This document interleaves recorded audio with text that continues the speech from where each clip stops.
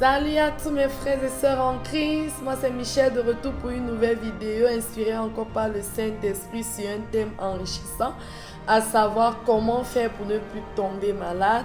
Je vais me baser sur mon témoignage et mon expérience.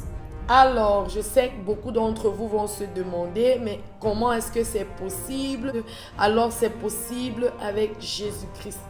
Alors, mon témoignage de comment ne plus tomber malade commence en janvier 2021, où je commence à avoir des vertiges. En fait, j'avais souvent des vertiges, des nausées, maux de tête. Je vais dans l'hôpital en janvier et le médecin me sort une série d'examens à faire. Après examen, il me fait comprendre que alors tu as une maladie incurable qu'on appelle le syndrome colopathique. C'est une maladie avec un très long nom, pour le dire ainsi. Et je me suis sentie très triste. Et il m'a fait comprendre, m'a donné un tas de prescriptions et je devais dépenser chaque mois 60 000 pour boire ces médicaments. Et c'était déjà comme ça, je ne pouvais plus changer les choses et j'avais très mal. Il m'a dit que je dois accepter comme ça, que j'aurais souvent des maux de tête, des maux de ventre, des maux de nez, comment dire, en fait, j'étais perdue. Alors, je suis rentrée, j'ai commencé à prendre des médicaments, mais ce qui est marrant, c'est que j'avais toujours les maux de tête, j'avais toujours les nausées, j'avais toujours... Je me sentais, j'avais toujours les vertiges. Et je me suis dit, Seigneur, est-ce que ce que le médecin a dit est encore d'actualité? Est-ce que ces médicaments sont la solution? Alors, je suis tombée sur une vidéo d'un prêtre nigérian qui priait pour que nous rencontrions des personnes qui vont nous aider pour notre destinée et tout. Alors, je rencontre quelqu'un qui me fait savoir, mais ma chérie, pourquoi est-ce que les gens aiment tomber malades? Mais je lui dis, mais tu veux me dire quoi? Que toi, tu ne tombes jamais malade? Après, c'est là où je me suis rappelé que j'ai prié le matin avec ce prêtre nigérien en ligne et j'ai aussi déclaré que je vais trouver la personne qui va m'aider à sortir de ce trou parce que je voulais plus tomber malade, je voulais plus prendre ces médicaments puisqu'avec les médicaments, il n'y avait pas de solution. Et le monsieur me dit, bon, il ne veut pas me dire vraiment le secret parce que quand il dit souvent le secret, on le prend pour un fou. Donc ça va, j'ai dit non, tu vas me dire ce secret-là. Après insistance, il me dit donc, alors il fut une année, il a médité sur la parole qui dit, je pense, c'est Ésaïe 53, verset 5. Qui dit ceci, et c'est par ces meurtrissures que nous sommes guéris. Dans d'autres versions, c'est que nous avions été guéris. Alors, lorsqu'il parle de ça, je dis, mais du moment où il a mentionné ce passage, je ne peux pas vous dire, j'ai été délivré. J'ai ressenti la paix du Seigneur Jésus-Christ en moi, plus qu'avant. J'ai ressenti en ce moment la présence du Saint-Esprit qui m'a dit, oui, arrête avec ces médicaments. Tu n'as jamais été malade. J'ai dit, waouh. J'ai dit à ce frère-là, bon, tu sais ce qu'on va faire? Je sais pas, je suis dépassée parce que j'ai fait une prière et je te rencontre et tu me dis ça comme ça et du coup, je sens une paix. Alors je suis rentrée, j'ai prié, j'ai remercié le Seigneur et du coup, je n'ai plus mal à la tête. Du coup, donc j'ai juste cru en cette parole de Ésaïe 53, verset 5. Je n'ai plus mal à la tête, je n'ai plus mal au dos, je suis free, comme on dit en anglais. Free, free, free. Alors, j'ai pris les médicaments et j'ai dit enough, comme on dit en anglais. Assez, c'est assez. Je ne veux plus ces médicaments. Mais bon, vous savez que la parole de Dieu dit, le diable rôde comme un lion cherchant qui dévorer. Alors, ce qui est étonnant, c'est que 2 semaines après, ma température est élevée, et puis je me sens bizarre. Et puis j'avais tellement cette envie d'aller à l'hôpital ou à la pharmacie, mais en même temps le Seigneur me dit, n'oublie pas que tu as déjà pris cette décision, que tu ne tomberas plus malade, que tu ne prendras plus ces médicaments, sinon tu vas encore rentrer dans la nouvelle donne. Et j'étais genre, waouh, donc vrai, je ne peux plus prendre les médicaments. Maintenant, j'ai fait 3 jours avec température 40. J'allais au travail normalement, bien que j'avais encore des fortes vertiges et tout.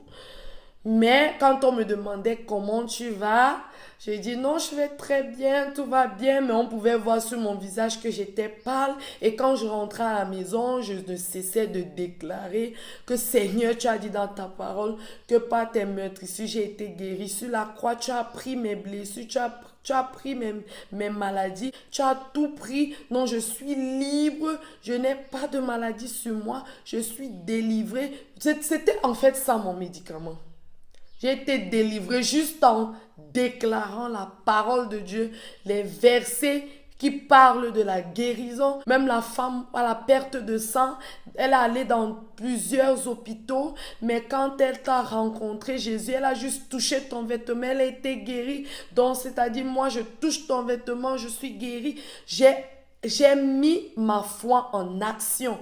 Et comme je mettais ma foi en action, c'est comme ça que le Seigneur me libérait de la maladie. Après 3 jours, mes amis, je dis bien 3 jours de température 40,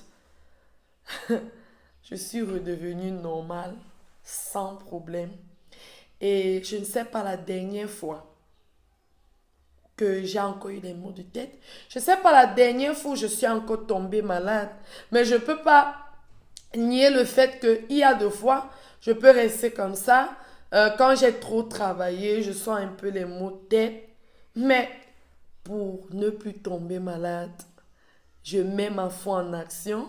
Quand ces maux de tête veulent venir, je dis, oh mon ami, on ne se connaît pas. Arrière de moi, Satan, comme Jésus a dit à Satan dans Simon-Pierre. Et ça disparaît. Ça disparaît.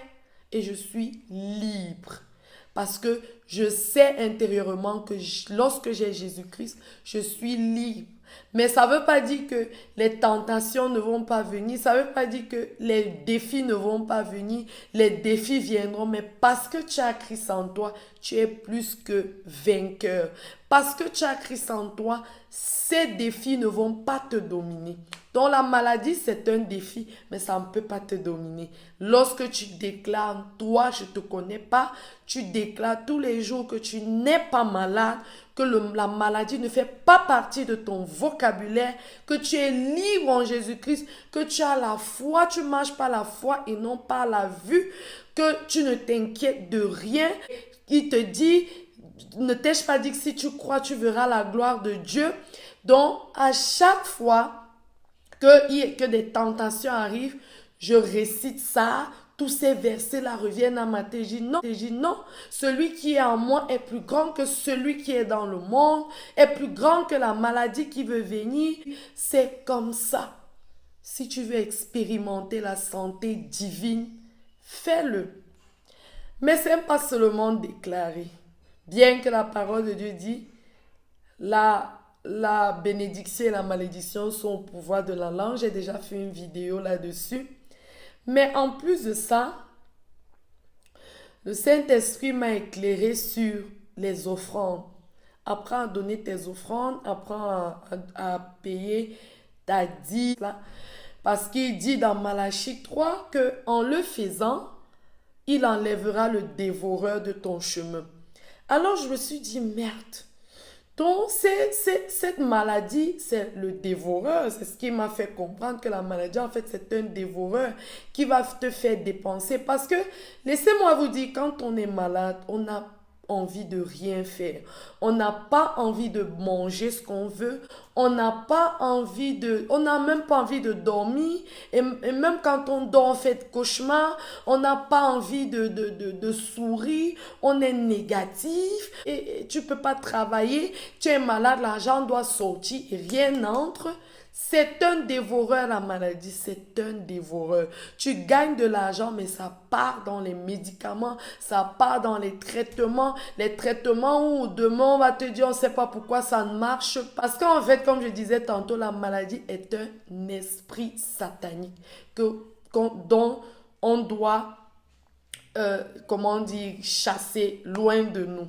J'ai commencé à donner mes offrandes, j'ai commencé à payer ma dîme, j'ai commencé à vraiment être un peu plus fidèle dans mes finances côté Seigneur. Mais lorsque j'ai commencé à appliquer cela un peu plus fidèlement, le Seigneur est en train d'être fidèle avec moi. Comme il dit, il va empêcher le dévoreur dans ta vie. J'ai commencé à même découvrir que je ne fais plus les dépenses bêtement. Lorsque je vais acheter quelque chose, c'est vraiment utile.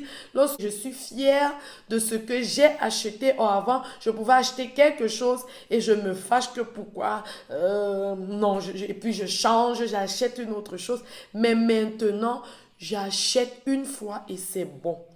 Donc voilà en fait mon secret. Moi, je ne tombe plus malade. La maladie ne fait pas partie de mon vocabulaire. Et je ne veux pas entendre parler de ce mot parce que la parole de Dieu dit, la foi vient en écoutant. Et si tu n'es pas fidèle avec tes finances également, tu vas tomber malade. Donc la maladie vient du diable. La maladie n'est jamais venue de Dieu. Donc, le Seigneur dit dans sa parole, il a des plans de bonheur et non de malheur pour nous. Le Seigneur n'est pas un homme pour mentir. Alors, pour terminer, parce que certains vont suivre ma vidéo et vont dire, mais qu'en est-il de Paul qui était malade, qui disait qu'il a un docteur ou quoi. Je ne suis pas contre les médecins, mais je te dis, lorsque tu as rencontré Jésus-Christ, sache que tu n'es plus malade.